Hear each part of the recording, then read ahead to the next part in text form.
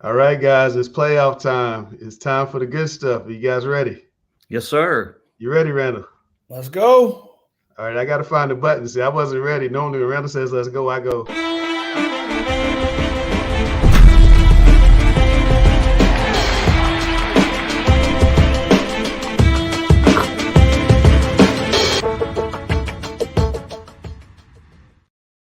All right, Randall, let's go.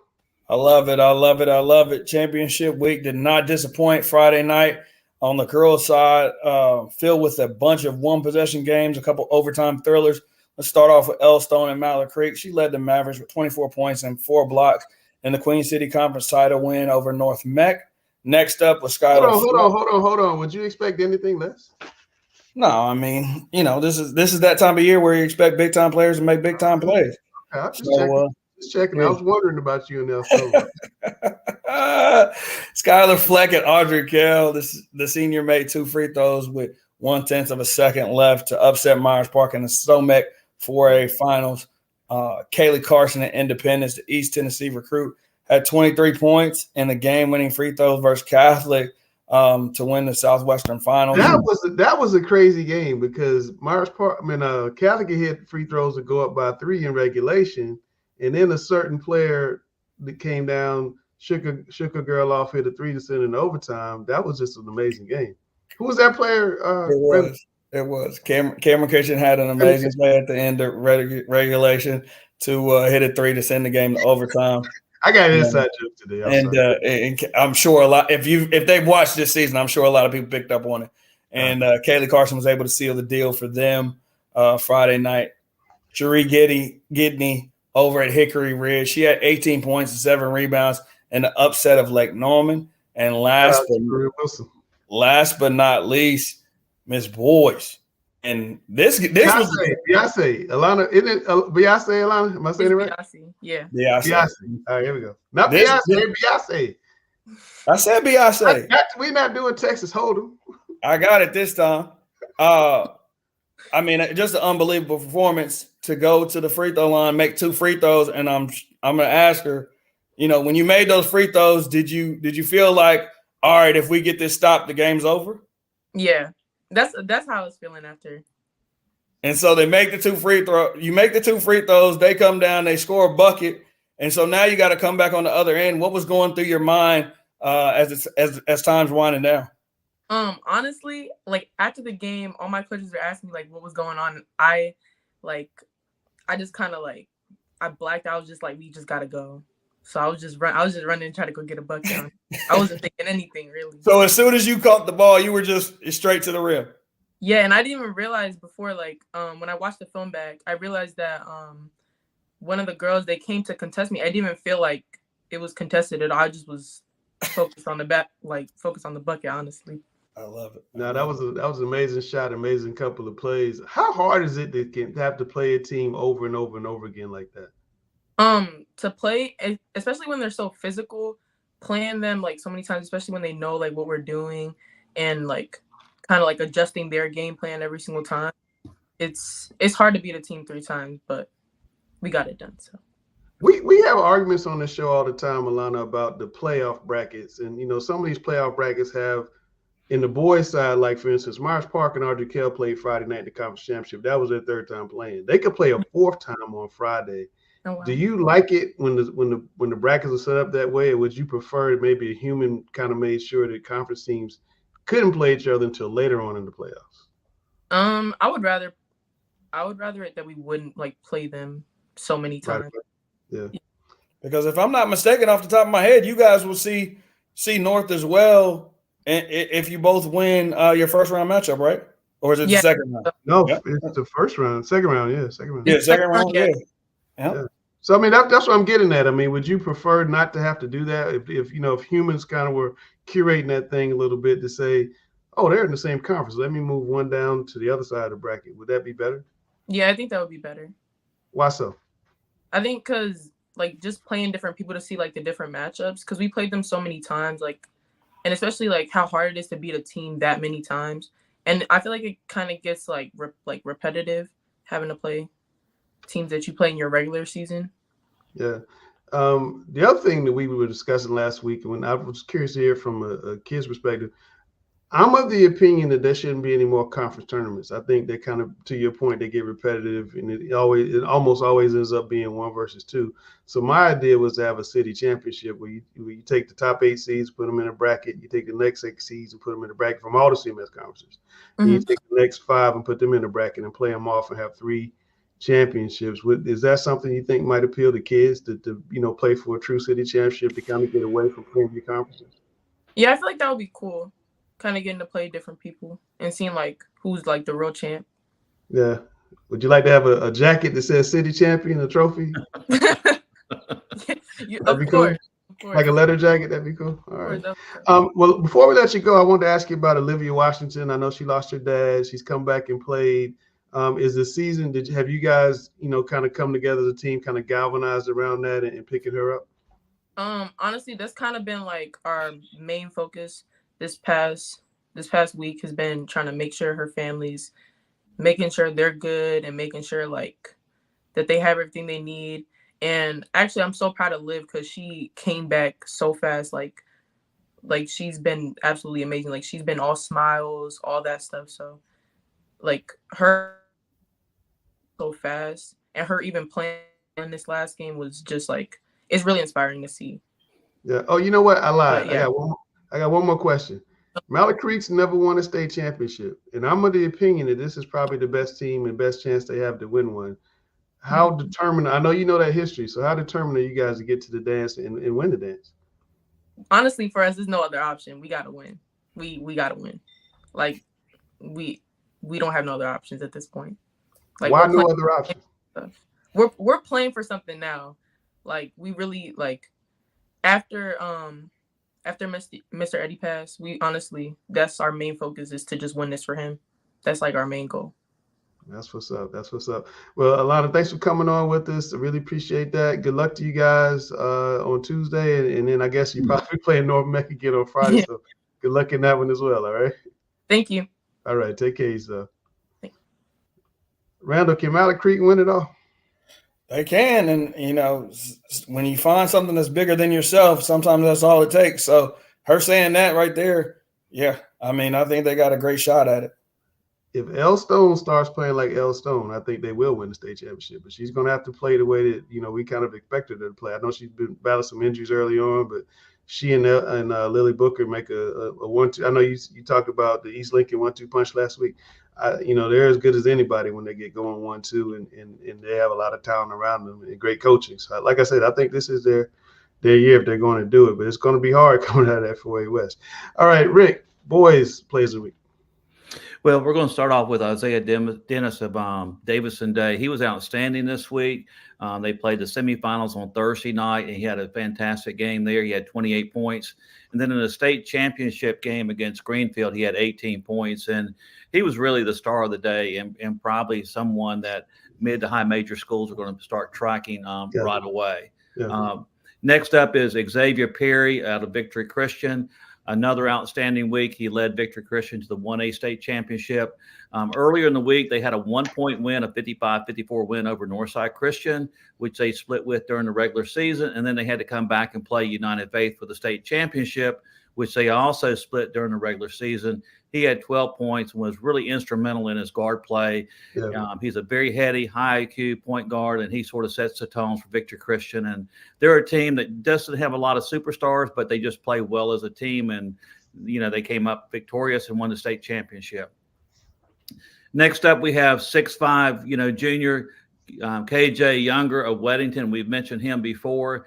He's really an up-and-coming player, but he had 26 points, game-winning bucket in the Southern Carolina Conference Championship game. And that game sort of reminded me of the game when they played Lake Norman at our event. They were down by 1 point. He got the offensive rebound off a missed free throw. He took it linked to the court and hit the game-winning layup. But he's really an outstanding player, someone to track for next year as a senior.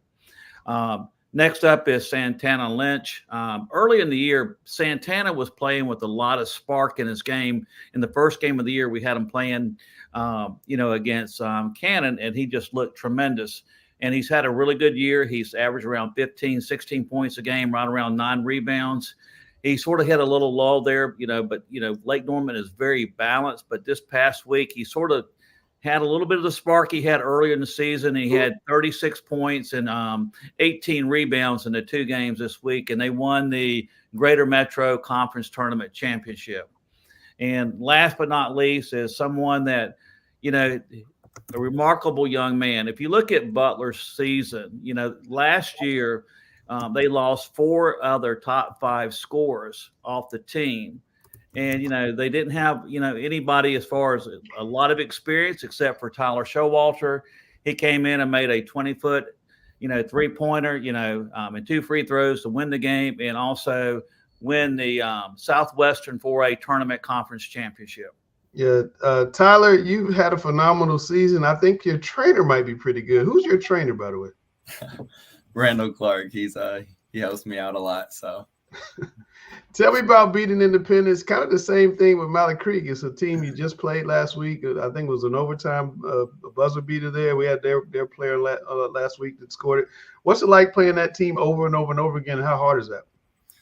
It's definitely hard for sure. I mean, they're a great team, great defensive team. Every time we played them, it's been just a defensive battle.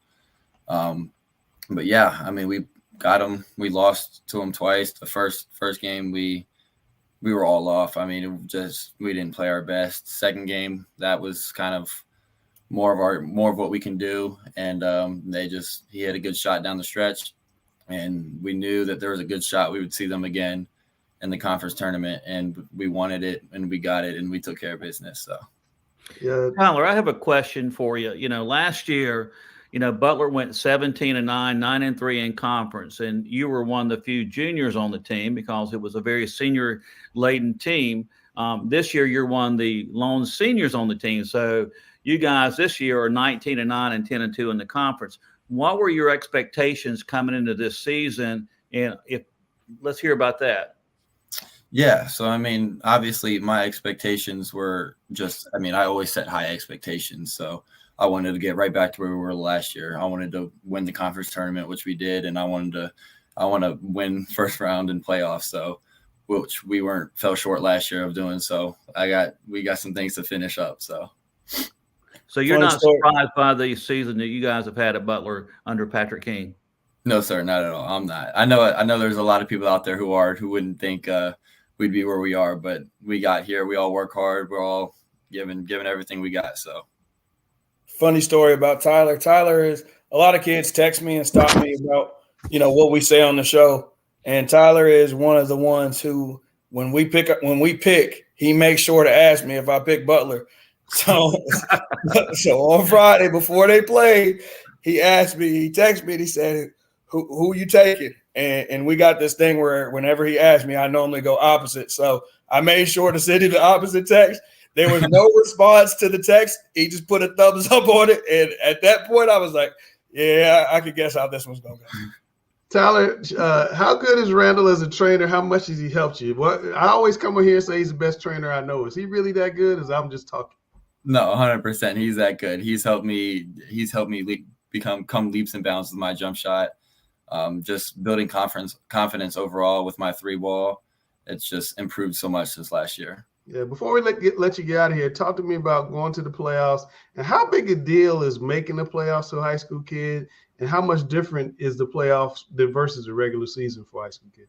Yeah. For us, it's a huge deal for us. That's kind of what we've worked toward our entire season. Really, that's where we started off. It's in the very beginning of the season, we wanted to be there, and now we got a shot to be there. And we're going to be there. We want to win this. We want to win the first round for sure. And then we're just taking it week by week at this point, or game by game. Yeah. And we all want it so bad. Well, good luck to you, man. Phenomenal game. The 28-foot 3 to tie it and 2 free throws to win it. You got ice water running in your veins, bro. I appreciate that. All right, man. Take care of yourself. Good luck to you, Tyler. Thank you. All right.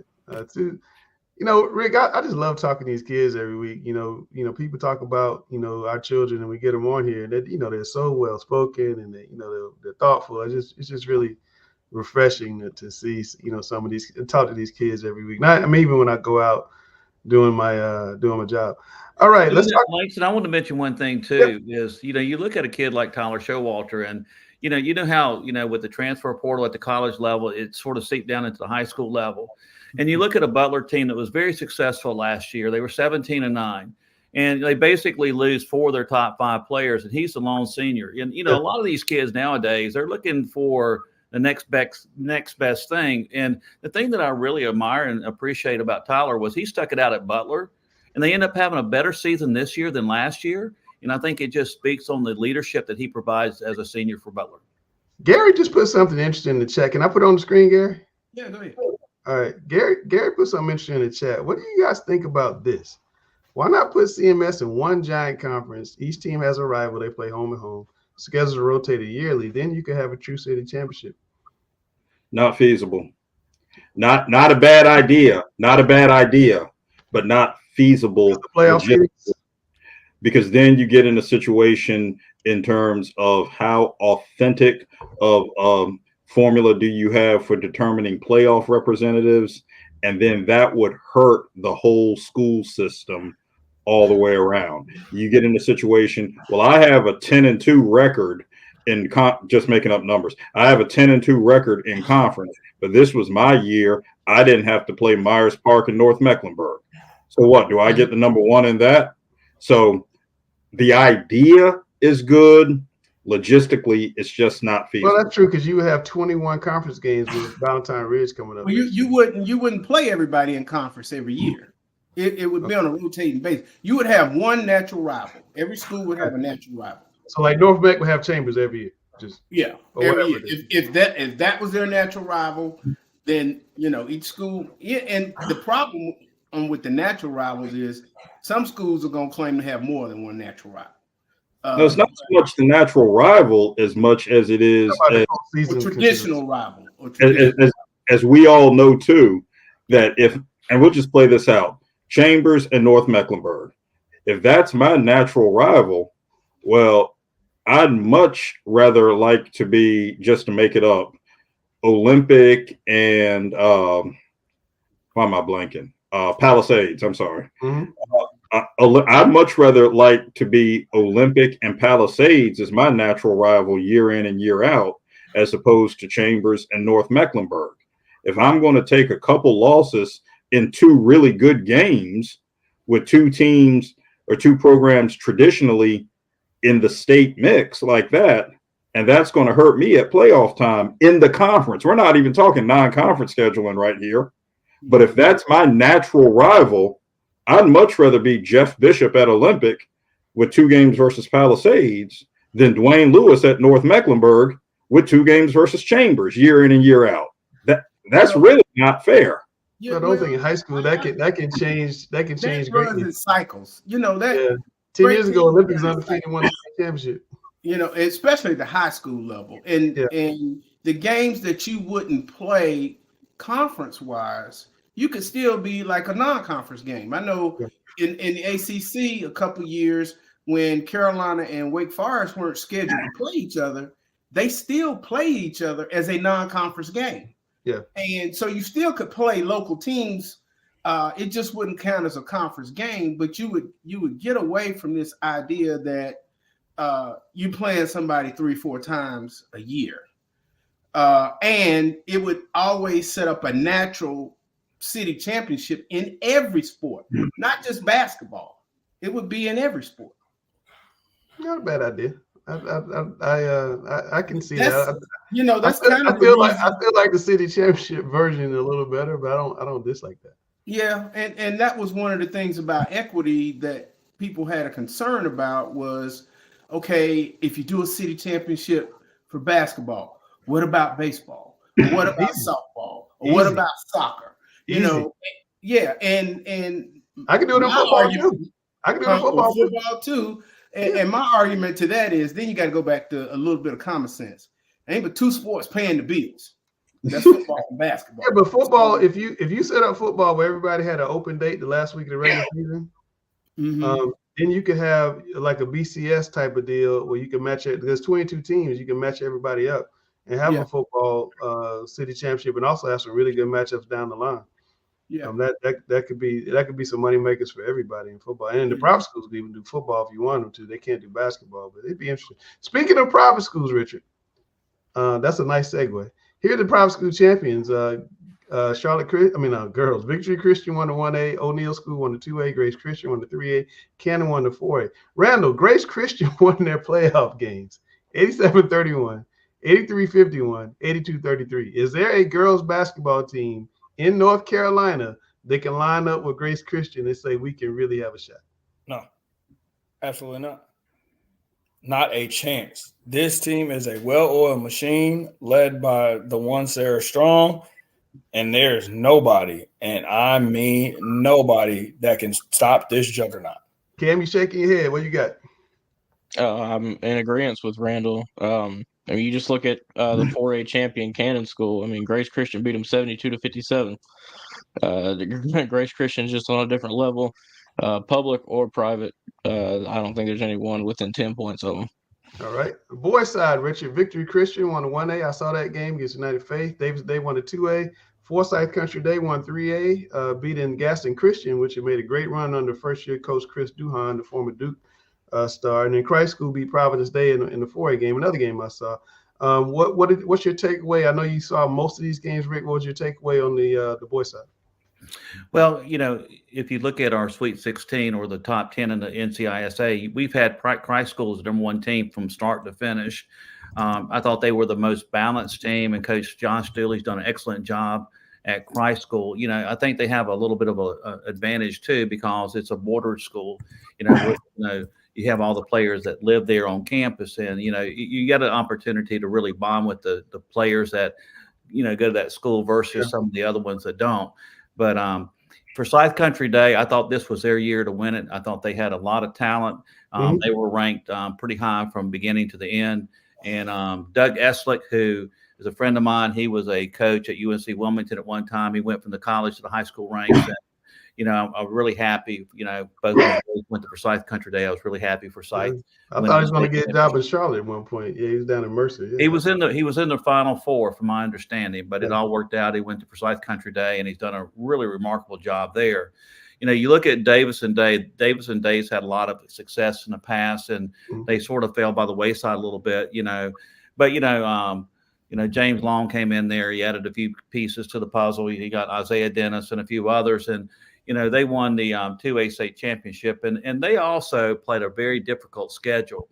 And I think if you look at all these schools, you look at their strength of schedule, all these teams had a very tough strength of schedule. They played a lot of tough teams, and I think it helped prepare them for their state championship run.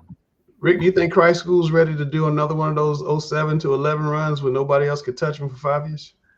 I'm not sure about that, because I think right now at the private school level, it is so balanced. Like I said earlier, I think, they have an advantage since, it's a school that, the kids, stay there. I think that's the biggest difference. And they can, develop that chemistry and bond. And the kids can go work out a lot on their free time. Yeah. But, I think the thing with Christ School, they have a very good coach. They're balanced. They've done a good job getting kids from North Carolina, South Carolina, other areas. And, it's a situation at the private school level. I think it's just so balanced. It's like, even this year, although I felt like Christ School was the team to win, I think if you look at the 1A, the 2A, and even the 3A, it could have been anybody's opportunity to win a state championship this year. All right, we call Alex Mr. Contrarian, and I just asked Randall about Grace Christian and the girls. Alex thinks there's a girls team that can handle, or two that can handle Grace Christian. So Alex, go ahead and be Mr. Contrarian. Well, it's not about being Mr. Contrarian. It's about speaking reality. And the reality is I take my chances with both Mallard Creek and Panther Creek lining up against Grace Christian. And here's why. Everyone wants to discuss Grace Christian within the context of Sarah Strong, who unequivocally is the country's best player. There's no question. I'm going to say not just the state. There's no question about that. Yeah. But what we have to discuss at the same time, nobody wants to discuss the other players on Grace Christian. I'm speaking specifically of the likes of their point guard, Issa Roman, and their power forward, Issa Storm. Issa Storm is the perfect complement to Grace Strong, particularly on the interior. And Issa Roman is an exceptional floor leader with a very capable shot and is a great passer as well. So no one wants to talk about that. The reality in terms of matching up with Grace Christian is how well can you match up with Strong, Roman, and a few other players on that team. I think Mallard Creek and Panther Creek can do that. Sarah Strong is going to get hers. But what makes Sarah Strong a triple elite player, she's the best player in the country, we know that, is her ability to get other players involved with her sharp passing. And that creates opportunities for players like Roman and Storm, who just take that team to an exceedingly high level. No question about that. So, the fact that the other thing about Grace Christian is these girls have been playing together year round. I mean, Isis and Roman were at 2 late additions to the AAU team, but for the most part, a lot of those kids have been playing together, minus Emerson Thompson, year round. So it's not. They've been through the fights. They've been through the fires. And that's why Charlotte Catholic football is so good, because those kids play together year round. They've been together for years and years and years. That's the advantage. So all I'm saying is I take my chances with Mallard Creek and Panther Creek being able to match up with Storm and Roman and go from there. I didn't guarantee an outcome. I did not guarantee an outcome, but I will take my chances with them being in a position to match up with Storm and Roman. Obviously, I mean, with Stone on the Mallard Creek side, with Olivia Tucker and Kirsten Smalls, Taylor Barner, we all know about her, and go from there. It's about matchups. I didn't predict an outcome. I'd like to see those games. Interesting to play. McNair, Strong, Storm, Roman. That's a tough ass, Alex. 15 points. I'll take the chances with Rick and Barner. Interesting discussion. Rick, when I was in Raleigh yesterday, I had 2 coaches and a couple of fans come up to me with an idea that you have talked about for a while. They said, why don't we take the winners of the private school championship and have a special super tournament where you take the 4 champions and put them in a super bracket. What do you think about that, Rick? I think it's a great idea. And I'll tell you the reason why. I think, if you look at the landscape along the high school basketball, not just public schools, but even the private schools that they're in the NCISAA, you have the overtime league and you have a lot of the top players going in those type of situations. You got the non-association teams sort of, bleeding off some of the public and private school teams too. I think sometimes you got to think outside the box and create something that would be very exciting for the association. And I think this would be an opportunity for the private schools to have something that would be very unique, sort of like what they do in Indiana, where they have one true champion.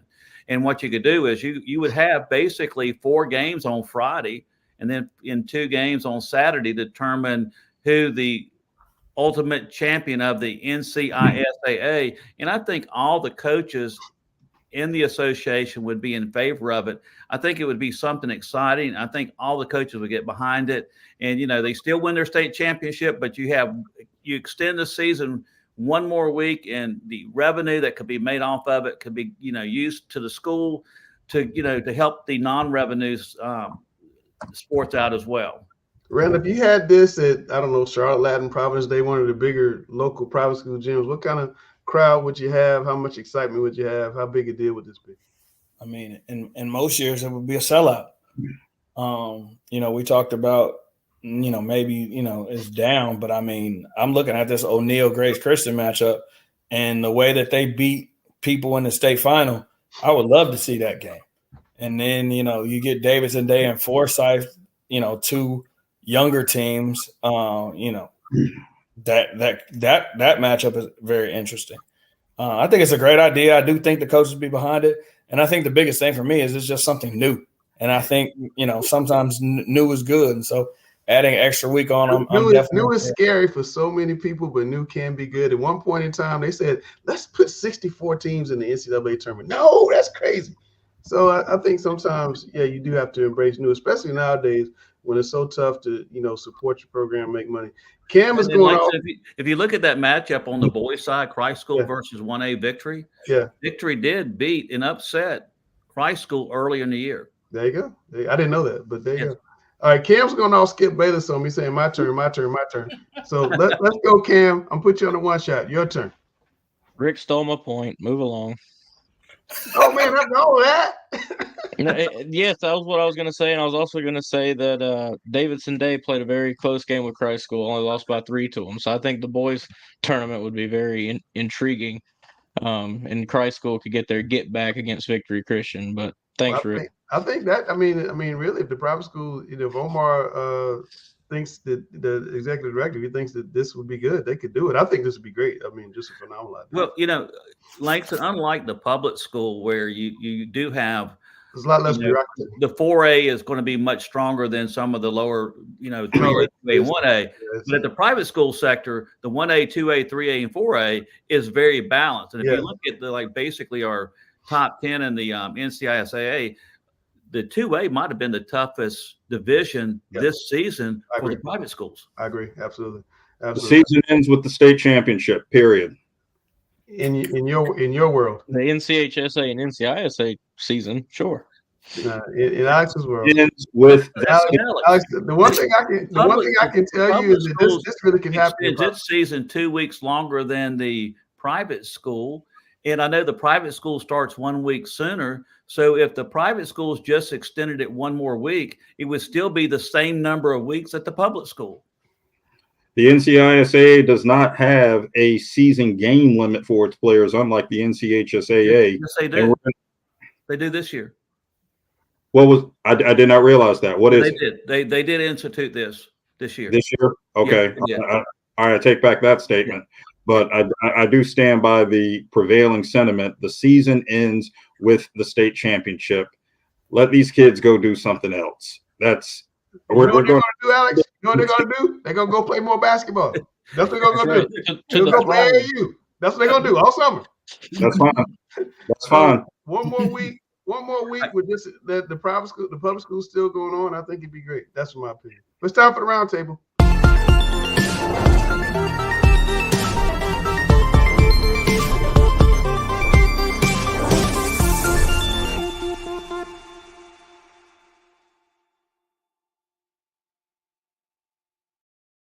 All right, so the brackets are out. Alex and Cam, 1A, 2. Let's start 1A girls. Anything jumping out at you guys? 1A girls, East or West in the bracket?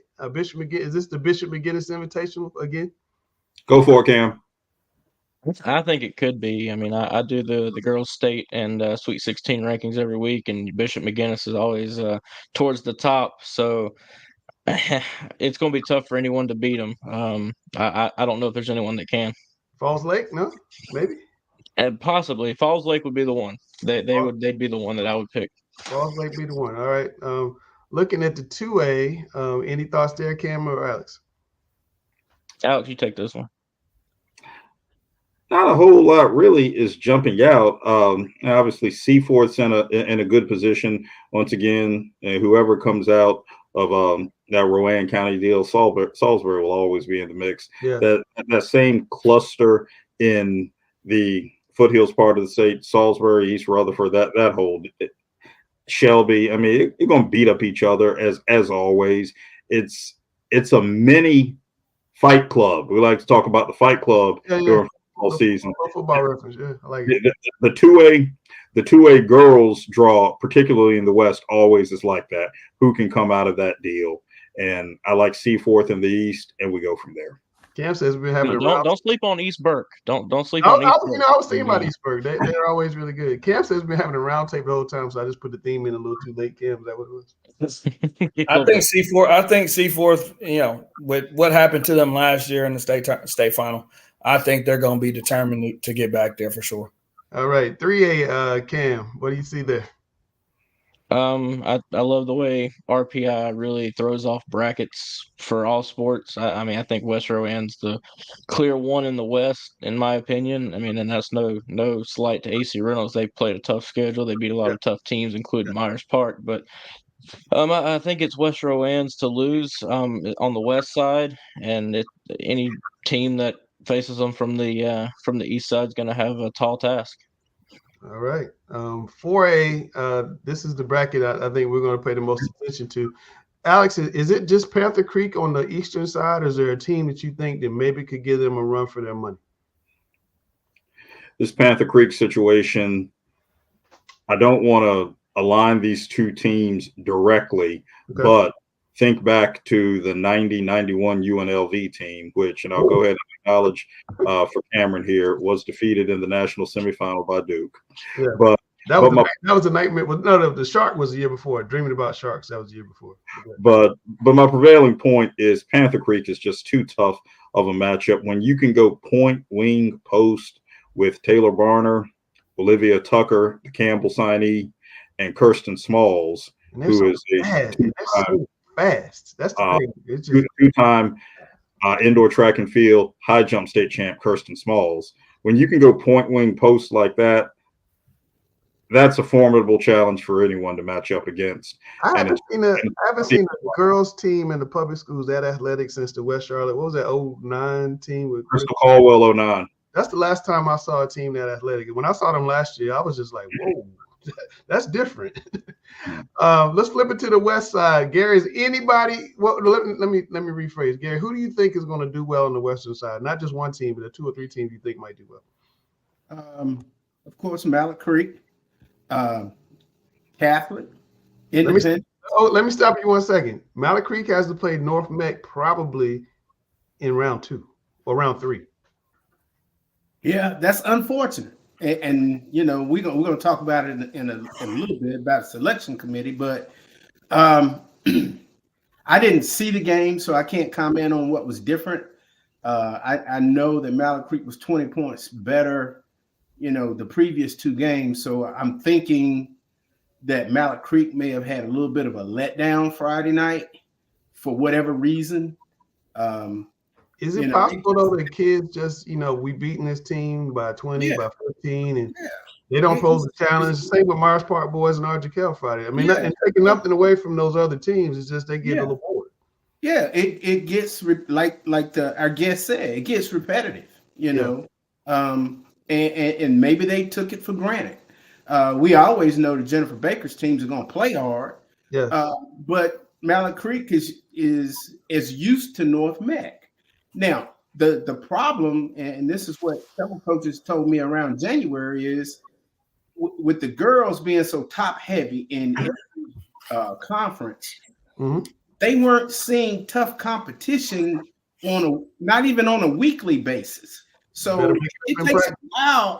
It takes a while to get ramped back up to that level of competition when you've been winning by 30 and 40 points. All right, that leads me to my next question. I'm going to advance North Meck and Watauga to round 2. North Meck has to go up to the mountains, and they got to play one of the if I was naming the top 10 players in North Carolina, Watauga has one of them in Kate Sears. I got a favorite lefty in North Meck, but if Kate was in that area, she might be my favorite lefty still. Do you think North Meck is going to just be clear-cut favorite to beat Watauga at Watauga, and Kate Sears going to go for 40? No, and here's why. Traditionally, Charlotte teams have always had problems going up to the mountains to play those teams, and the reason for it is they call the games differently. Charlotte teams tend to be more physical. I know North Meck is very physical, and that whistle is going to blow, and it's hard for kids to adjust to the officiating when they've been playing one style for 3 or 4 months, and then all of a sudden every little touch is a foul. Well, I'm telling you, in a close game, that child making them from 30, it gets disappointing. Yeah. When you play good defense, you just pulling up from 30 and running back. Aside from being a good team, Watauga, like I said, it's the officiating that North is going to have to deal with, and North is a very physical team. Okay, so you said North Meck, Mallard Creek, and I interrupted you. Tell me the other teams you think you're going to do well. Independence, I think will do well because they can score from all over the floor. Yeah. And they're fast. Catholic, of course. And they're going to play Catholic in round 3 again. Yeah, and Catholic, of course, with that outstanding size and versatility, is going to be tough. Myers Park, if they get the right matchups, you're talking about the best coach in the state in Barbara Nelson. It's several teams that from this area that could do well. It just depends on the matchup.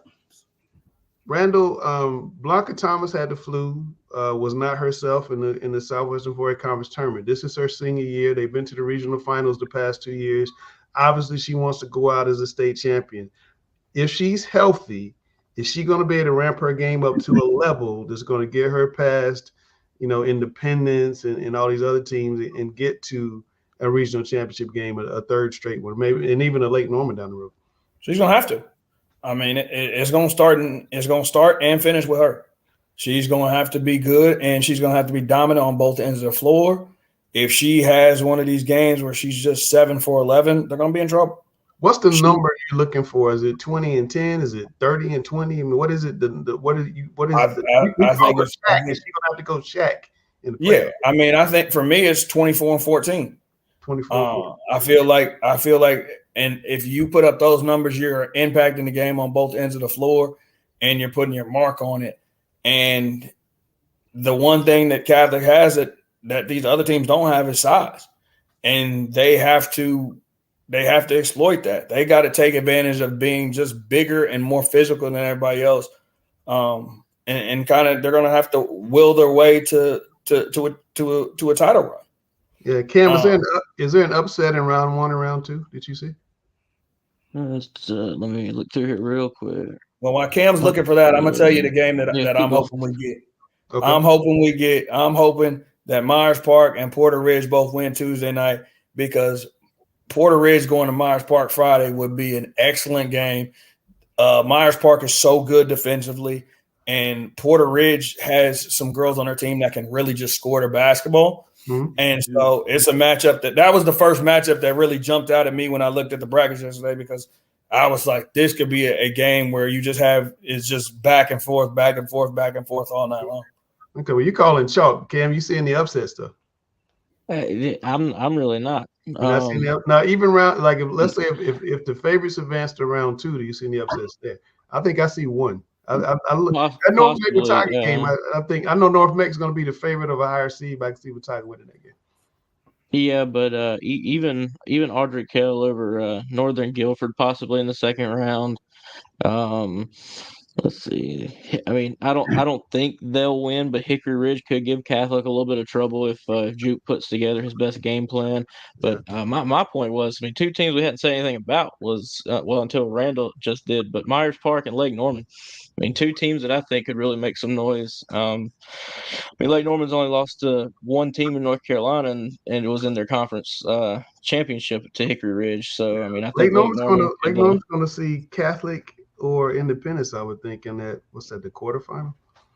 Yeah, I tend to think it'll be either one of two of those teams. I'm telling you, Independence, we talk about 1-2 punches. Independence has a 1-2 punch as well. And I think if those girls get rolling, they're not that big, but those girls get – and Lake Norman's not that big, so that could be a good matchup. Those girls get rolling. That could be a very – I think the girls' bracket this year in some ways could be more exciting than the boys' bracket, other than one. Yeah. Other than one, I mean, I know. Other than one particular game, I think that the girls. I know there aren't 7 teams better than Mallard Creek. I know that, and I know we get mad about seedings. But I think if I'm Mallard Creek, I'm an AC. It doesn't bother me at all. Matchup wise, I would love our matchup. Playing North Meck for a 4th time, I would love that. It is worrisome. But if North Meck was to lose to Watauga, I would love my chances. Let me ask you this, Randall, though, because my theory is that these teams are a little bit bored of playing the same competition. But when you get into the playoffs, that focus comes back, right? Well, the focus definitely comes back. I was talking to somebody today, and they're going to play a team for the 4th time. And it has been stated that it'll be a lot different the 4th time. And, it's different. You're in the state playoffs. That focus comes. You get to play at the crib. So I think the 4th time is a little different. But, I mean, beating a team 4 times is a tough task. Absolutely. No matter what the situation is. And I hate seeing that. If we had a city championship, we wouldn't have those problems. But that's another story. All right, 1A boys. Cam, what do you see here? Is he squinting? Well, I mean, I got to squint. The print's real small, but it's going to be hard to knock off Wilson Prep. I forgot. Yeah, they're always good. They're always there. they've played great. I mean, they play well every year, but this season in particular, they played extremely well. I think they're my pick if I had to, just pick one team right now to win it. Yeah, Rick, what do you think about 1A boys? Well, you have Wilson Prep defending state champion in 1A. I think the Western Regional is going to be really, really tough. You look at South Stokes, they've only lost one game. They split with Mount Tabor, which is a 4A. I think they're seeded number 4 in the 4A West. They split with them during the course of the season. They're a very dangerous team. And our friend Ron Murphy has done an excellent job over at Corvian Community. And Bishop McGinnis, they had 3 losses, but the 3 losses came to 4A powered teams. So there's really 3 teams I think could legitimately come out of the West. I think the East, Wilson Prep is heavily favored. All right, let's go to the 2A. Rick, what are you thinking in the 2A, East and West? Well, if you look at the 2A, the teams out of the East is naturally going to be Farmville Central. You look at the seeding purpose, Goldsboro's number 2, West Bladen's number 3, Northwood with Drake Powell's number 4.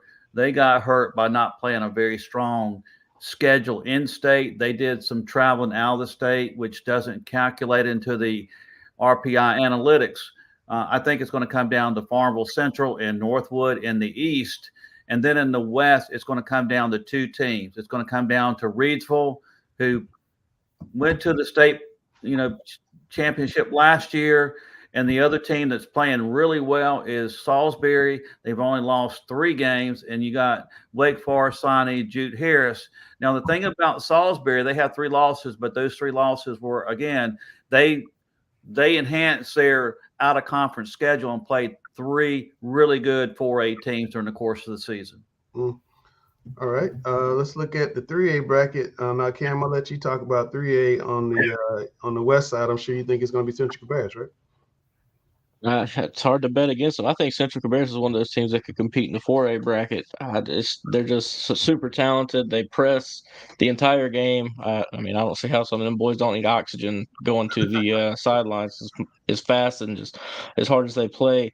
And, another instance where RPI, factors in opponents and all this stuff because Hickory's got the 1 seed there. But, I think it's Central Cabarrus is probably better than the majority of these teams by 10-plus points. I said it last year, and I think the same holds true this year. Rick, a Central Cabarrus Hickory matchup in the regional final, what would that look like? Well, I will say one thing about Hickory. They're very well coached. They're 27-0, and we had a chance to see them. They played in the Carmel MLK. They're a very disciplined half-court team that runs their sets. The thing about Central Cabarrus that makes them so dangerous is you cannot prepare for Central Cabarrus.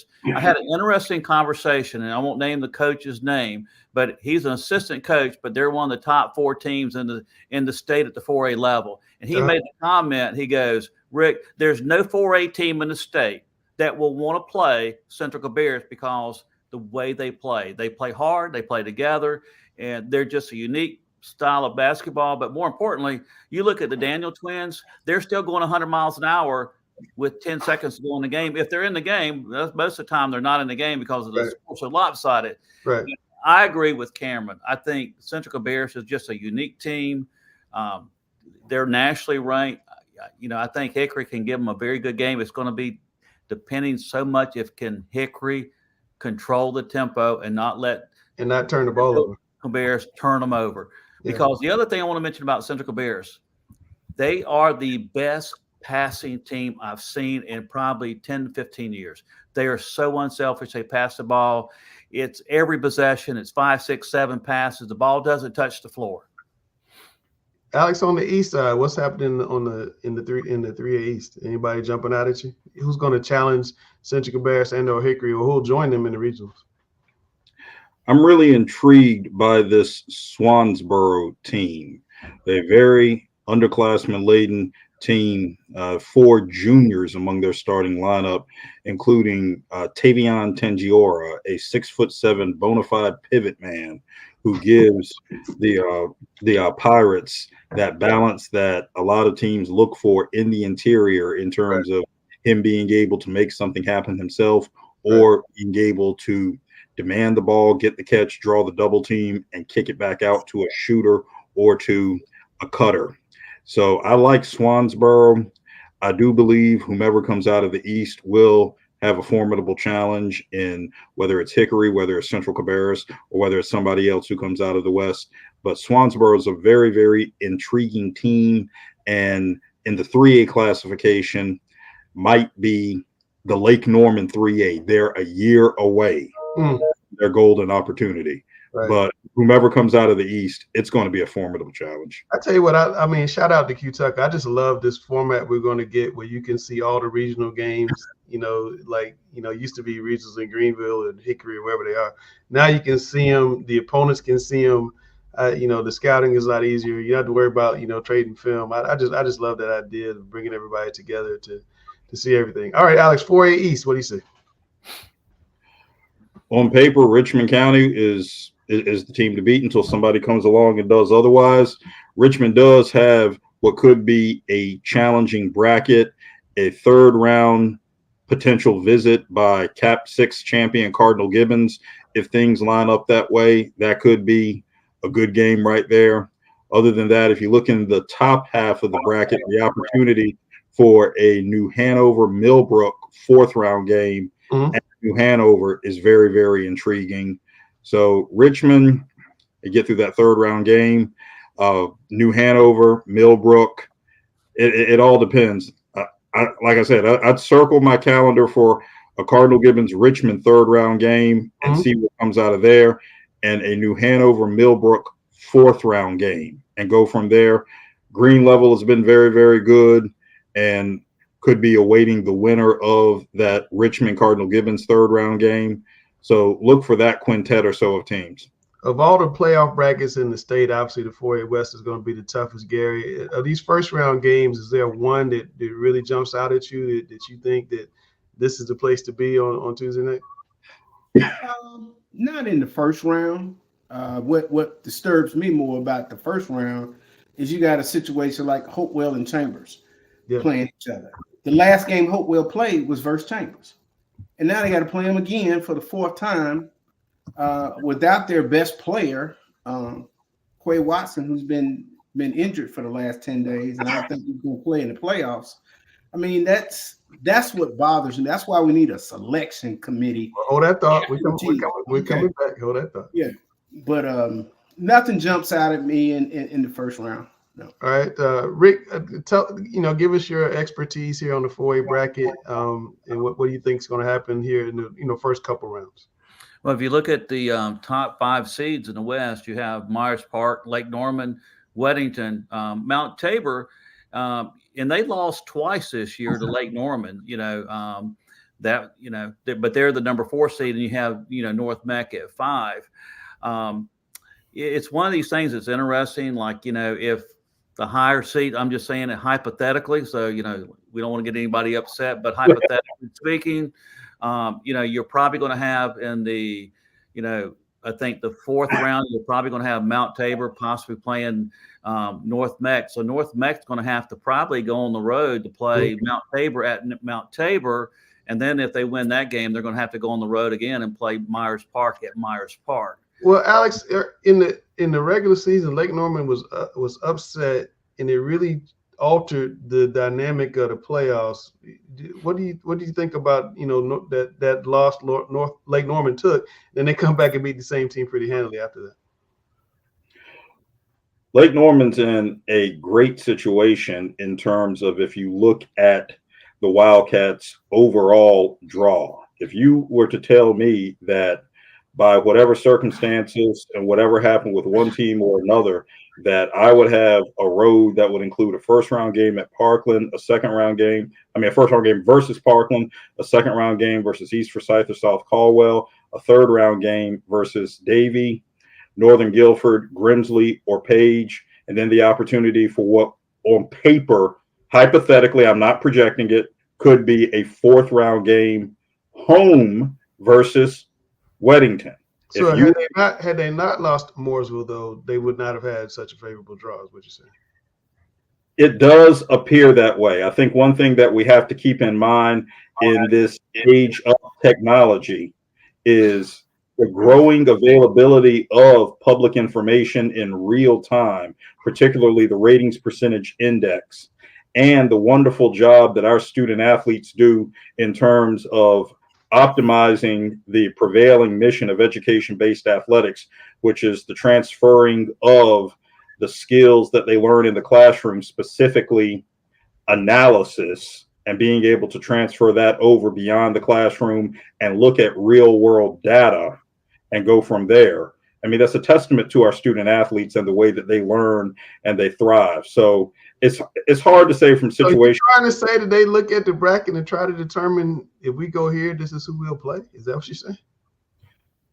I believe in the aptitudes and abilities of our student athletes. I really do. So that is what you're saying. And what I'm saying is that we're in a new age in terms of availability of public information. And our student athletes are to be commended anytime that they transfer skills from the traditional classroom into real world contexts and go from there. So let's just always be mindful of that. We're in a new age in the whole scope of high school athletics. And it's always good to see any time when our students transfer what they learn in a traditional classroom and apply it in real world context. We hope that they continue to do that in college and in their professional endeavors. All right, Cam, you can put some dressing on that word salad. Go ahead. Can I say, yeah, I was going to mention one thing. I said, if you look at the way the RPI system or analytics work, you're going to have to be in a situation that if you want to get the higher seed, you're going to have to play a tougher non-conference schedule with teams in the state of North Carolina where the analytics are in your favor. Give you a good example. Mount Tabor is seated ahead of North Mech. Now, personally, do I think North Mech's a better team? Absolutely. But if you look at the strength of schedule of teams out of conference that help your analytics, Mount Tabor played Lake Norman twice. No, Rick, but I think the question is, are teams trying to game the system and say, if we get seated here, we'll play these teams and have this team at home, and I don't have to play these two teams? Absolutely not. No. For me personally, as a coach, if I'm coaching, I'm worried about one thing. If I'm playing, no matter who it is, and there's 1,000 people there, as a coach, my competitive juices are saying, I'm going to win the game. Right. And the other thing, too, is the players on each individual team, they're all worried about their individual stats. So, a player's not going to sit there and say, hey, I'm going to miss a shot on purpose. Every kid wants to score as many points as he possibly can. Right. And, at the end of the day, I'm going to use a good analogy. It's just like the NCAA when they have Selection Sunday and all the sportscasters come on and they basically dissect each individual bracket. And they go, one region of the country is easier than this one. It's an easier pass to the Final Four. How many times do we have the number one seed from each region actually making it to the Final Four? Not a lot. There's always upset. And here's the thing. When the playoffs come, there's a different mindset and psyche for players. During the regular season, they play footloose, fancy-free. They're a lot looser. When playoffs come, the rims get smaller and your nerves get tighter. And those things you can't take in consideration. And there's going to be a lot of upsets along the way. It happens every year, and I don't think this year will be any different. Gary, I think the problem comes in where we say, hey, teams got to play a tougher schedule. And what happens is some of our best teams, they think playing a tougher schedule means going to Florida, going to Virginia, or going to Massachusetts to play tougher. And they are playing tougher teams, but those teams aren't calculated in the state's RPI. That's the problem. Correct. And what Rick is saying is right. You got to play tougher teams in North Carolina, not nationwide. You get the prestige and you get the national rankings because kids want to do that, though, Gary. Kids want to play those games nationwide. I know, and nobody's going to turn down going to Florida. I mean, I understand that. I'm not blaming them. Yeah, but there's still a way to do both. There's still a way to do both. Yeah, absolutely. There is. And I will give Scott Taylor credit at Myers Park. He did a very nice job of blending in a tough schedule out of state, also blending in a very tough schedule in state. And that's why he has the number 1 seed. Yeah. Cam. Well, I mean, I was going to do some projecting. I'm in enough sound bits already. I mean, I don't care if I offend anybody. Yeah, I think it's going to be Myers Park and North Mech, and then Weddington and Lake Norman. Having to pick which game to go to is going to be fun because both those games are really intriguing. I'm sure Lake Norman rather wants some get back. So I'm looking forward to it. I think Chambers could have a little something to say if they get everybody playing together. But state champion, that's going to be the tough one. I don't know if it's either going to be Myers Park or North Mech, in my opinion. Yeah. All right. Well, wait a minute. I took out the wrong person. Alex, are you ready to play Christy since Christy's not here today? I will do my best. All right. Here we go.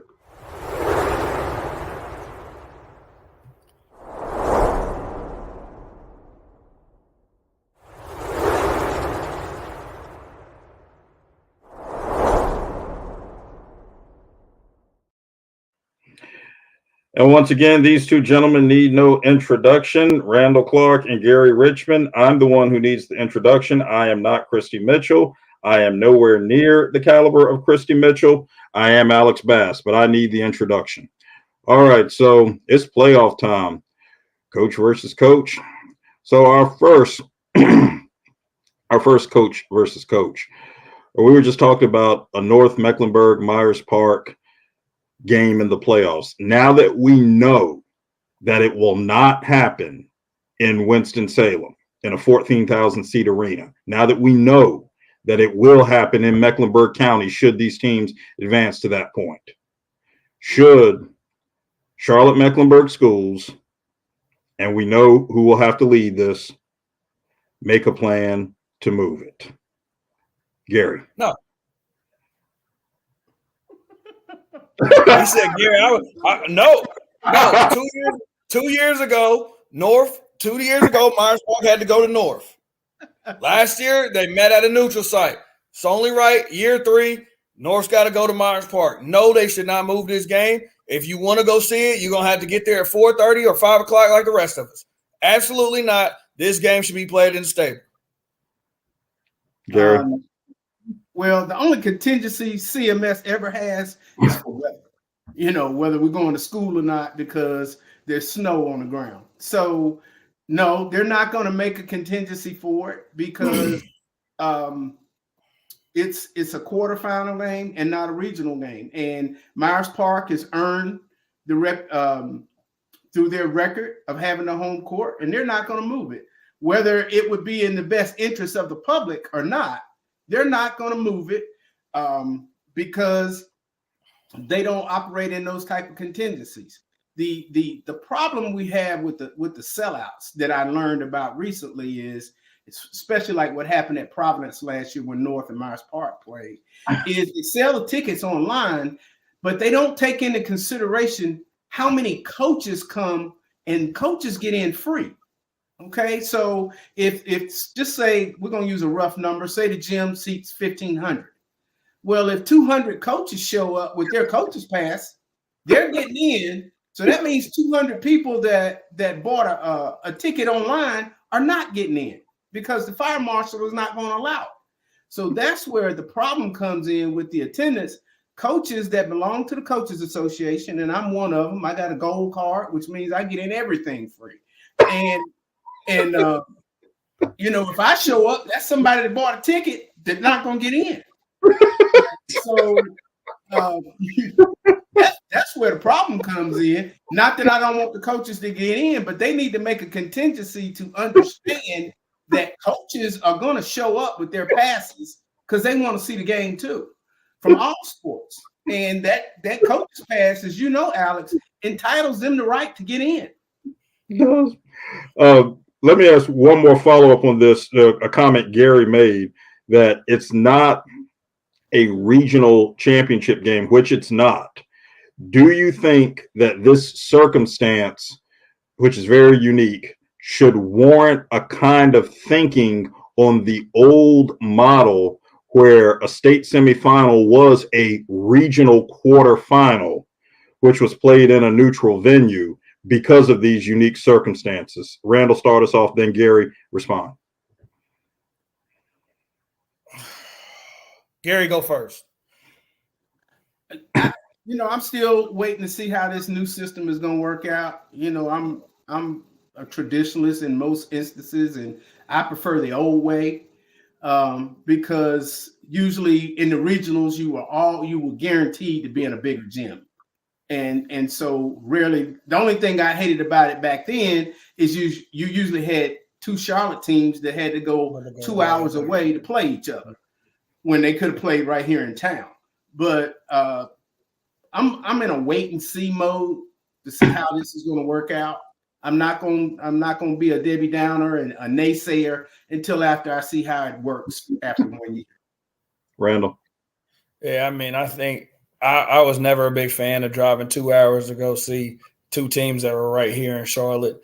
I'm hoping that it works out, though. I think it on paper was a good idea, but I'm kind of taking more Gary's stance of just kind of waiting and seeing how it all plays out this first year.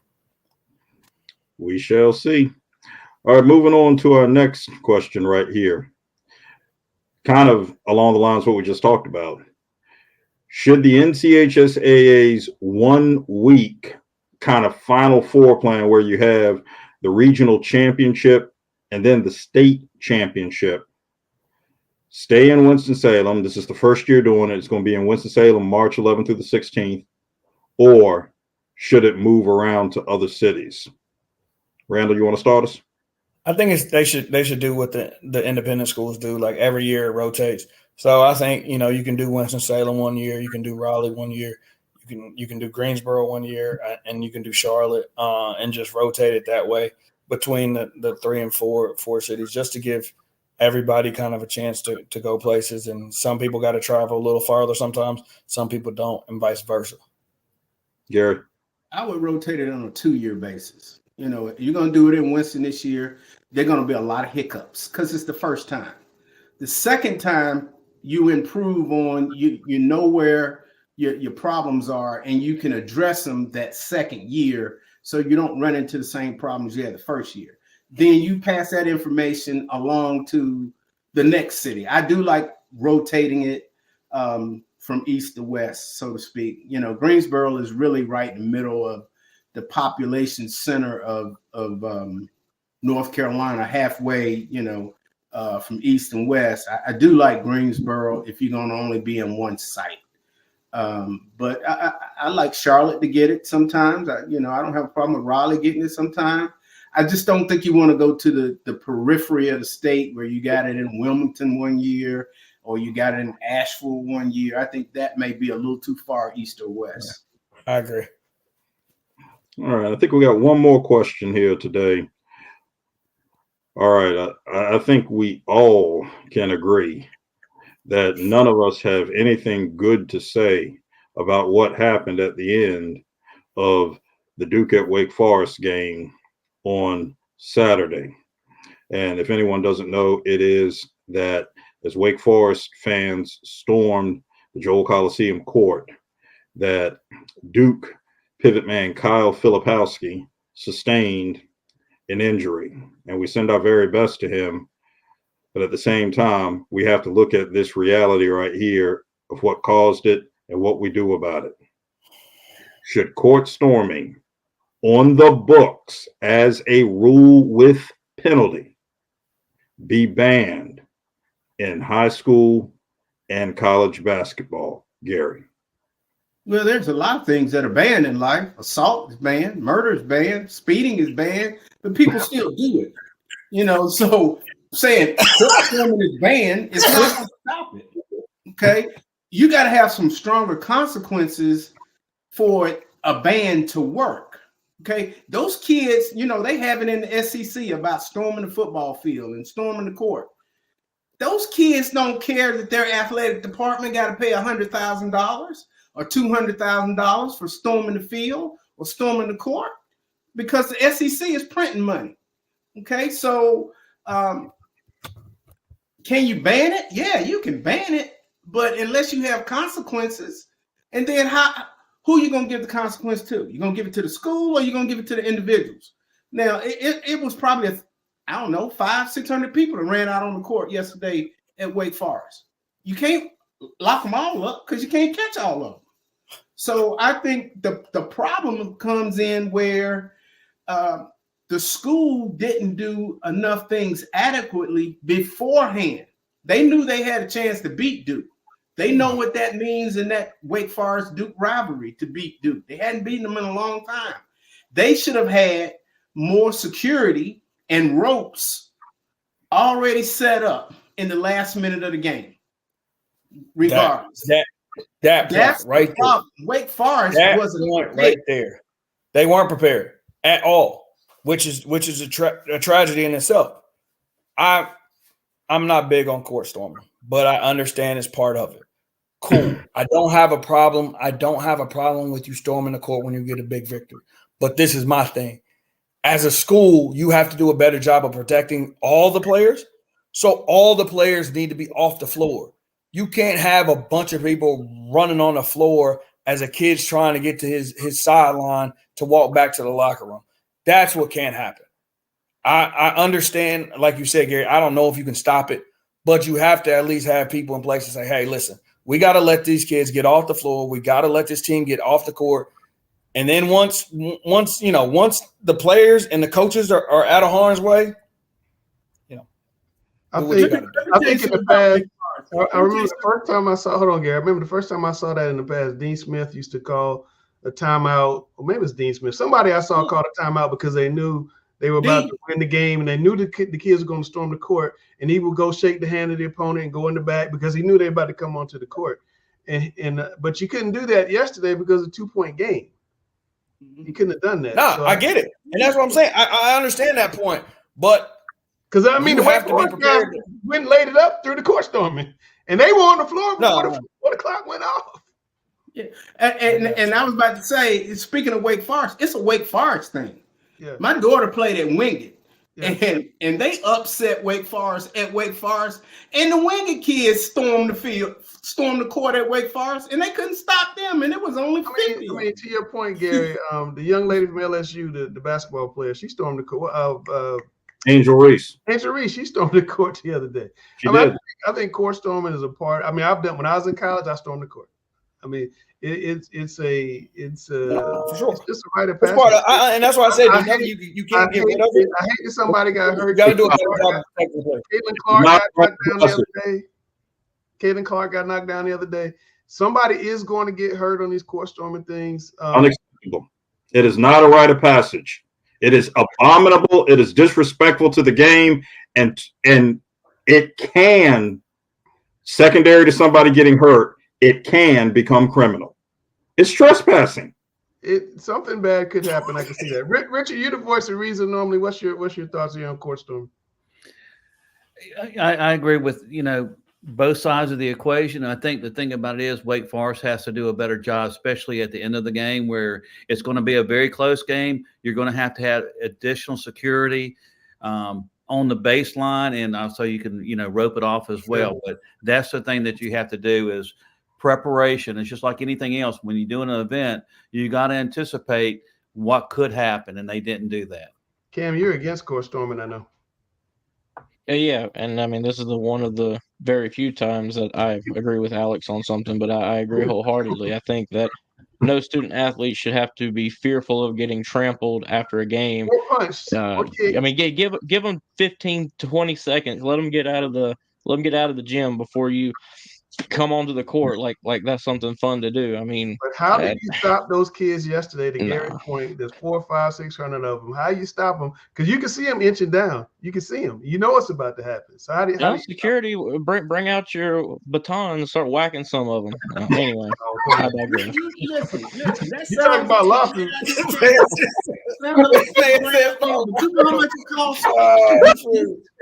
Hey, Langston, if that was a UNC player, Cam would take a different approach. No player should get injured because of fans. Go ahead, Gary.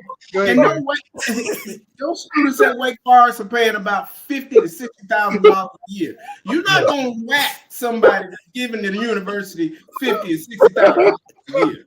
Okay, that's not going to happen. No, there'll be a big fat lawsuit. There'll be a big fat lawsuit coming out. Yes, Hey, sir. all right, football fans stormed the Let building. me change the topic. I want to go back and hear from Rick on this one, because you do. I mean, Rick Lewis runs some of the best tournaments in North Carolina, bar none. Rick, if you're sitting in Charlotte Mecklenburg schools, you know the North Meck and Myers Park can play, and you know what happened last year when Providence played and Grandma couldn't get in the game and everybody's upset, and Channel 9, Channel 3, 36, all these stories about the game's overcrowded, people couldn't get in to pay their money. You have that history in your mind. Would you make plans right now to move this game? There is a college gym that's literally across the street from Myers Park that sits twice a week. The problem is trying to see if you can get it, if the gym's even available, and also at what cost, because we might still be playing at that time of the season. Mm-hmm. I think the situation is you have to sort of calculate how many tickets you can actually sell.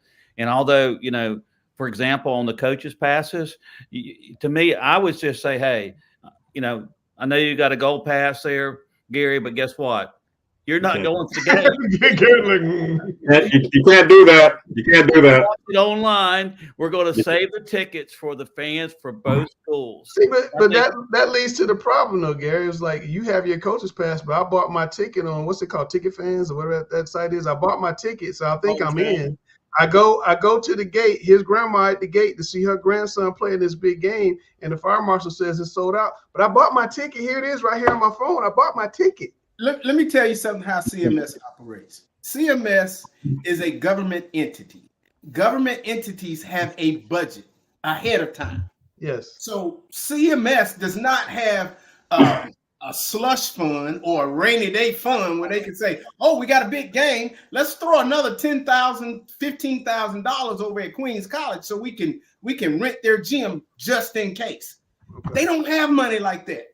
Their budget is made a year ahead of time, and they can't have contingencies for athletics. Athletics gets this amount of money this year, and there's no contingency. You know what CMS does have, Gary? You know what CMS does have? They have a $2.5 billion bond to build new facilities and partly to build new facilities around here. One thing CMS needs to do, maybe two things CMS needs to do: build a gym big enough to host your graduations, your big events. Concerts, even. You could make money with a big enough gym in this area. And then we avoid these problems. And football field too, because it comes up every couple of years in football. We don't have a big enough place. I've always said CMS to have regional facilities. They said, just like Rock Hill has that big regional facility, we need to have a 5,000 to 6,000 seat gym. We need to have an 8,000 to 10,000 seat football stadium, and we wouldn't have these problems. Let me jump in here. You make these plans 8 years down the road. You make them 5 years down the road at a certain budget. And then when you get down the road, you find out you don't have enough money because you made the plan 5 years ago. And everything went up. And everything has gone up. So what do they cut? They cut back on athletic facilities.